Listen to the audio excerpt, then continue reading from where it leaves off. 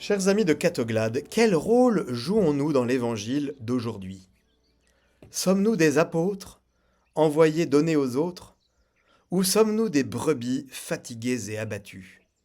Avons-nous quelque chose à offrir aux gens, ou avons-nous plutôt besoin de recevoir? Les deux sont vrais. Parfois nous pouvons donner, parfois nous avons besoin de recevoir. C'est humain. Nous ne sommes pas autosuffisants, nous sommes faits pour recevoir et donner, et nous devons normalement recevoir avant de pouvoir donner. L'Évangile même nous le dit. Vous l'avez peut-être remarqué, vers le début de l'Évangile d'aujourd'hui, Matthieu appelle les 12 disciples. C'est-à-dire, en gros, c'est des étudiants qui doivent recevoir de leur maître, Jésus. Ils ont besoin d'être nourris, ils ont besoin d'être formés. Puis quand Jésus est sur le point de les envoyer guérir et proclamer le royaume des cieux, Matthieu les appelle apôtres. Vous savez que ce mot grec signifie envoyer.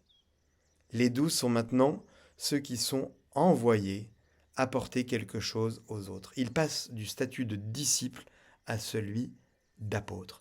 Ils ont reçu, ces 12, maintenant ils doivent donner. Mais pourquoi Jésus souligne-t-il qu'ils doivent donner gratuitement, comme ils ont reçu gratuitement? Pourquoi ne pas vendre ce qu'ils ont à donner?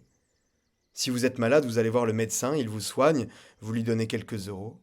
Il y a un échange et vous en profitez tous les deux. C'est cela, n'est-ce pas, le commerce? Pourquoi les disciples doivent-ils donner gratuitement? Alors, personnellement, j'aime beaucoup la musique, ce qui implique qu'il m'arrive d'acheter des compacts disques, des CD. Si vous me vendez un CD, il y a un simple échange économique de biens matériels. Moi, je reçois le CD qui devient le mien, vous recevez mon argent qui désormais vous appartient. Nous sommes quittes. Le CD ne vous appartient plus, le lien qui existait entre vous et le CD est rompu. De même, l'argent ne m'appartient plus. Mais si vous me donnez gratuitement le CD, il existe toujours un lien entre vous et le CD. Je le reçois comme un don de votre part. D'une certaine manière, vous vous donnez à moi en me donnant ce CD. Je vous reçois en le recevant. Je vous accepte en acceptant ce que vous m'offrez. Et le fait de donner et d'accepter crée un lien entre nous, dont bien sûr le CD est le signe. Ce petit disque, peu important, devient porteur d'une réalité spirituelle qui est essentielle à la vie humaine. Chaque fois que nous recevons un don, nous recevons aussi un don plus important, nous recevons la personne qui nous le donne. Et d'ailleurs, au passage, c'est pour ça que si quelqu'un que nous n'aimons pas trop veut nous donner un cadeau, eh bien parfois nous hésitons, il nous arrive même de refuser, parce que nous savons bien que si nous acceptons le don, eh bien nous sommes liés. Nous acceptons aussi la personne et d'entrer dans un certain jeu de relation avec cette personne. C'est ce jeu de don de soi-même, qu'il soit grand ou petit, qui nous enrichit mutuellement. Si en acceptant un don, je n'y vois que la chose qui m'est donnée, je suis aveugle à une réalité plus essentielle. Si je ne veux recevoir que la chose, je m'appauvris parce que je me rends incapable de recevoir la personne qui me la donne. Si je reçois beaucoup de cadeaux, je peux croire m'enrichir en amassant des choses, mais en réalité, je m'appauvris. Si je suis ainsi aveugle, si je ne comprends pas ce qu'est vraiment un don, alors je serai incapable de donner vraiment, je ne pourrai donner que des choses.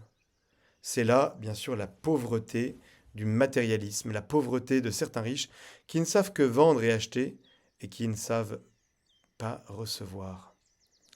Dans l'Évangile, Jésus ne se vend pas. Il donne gratuitement.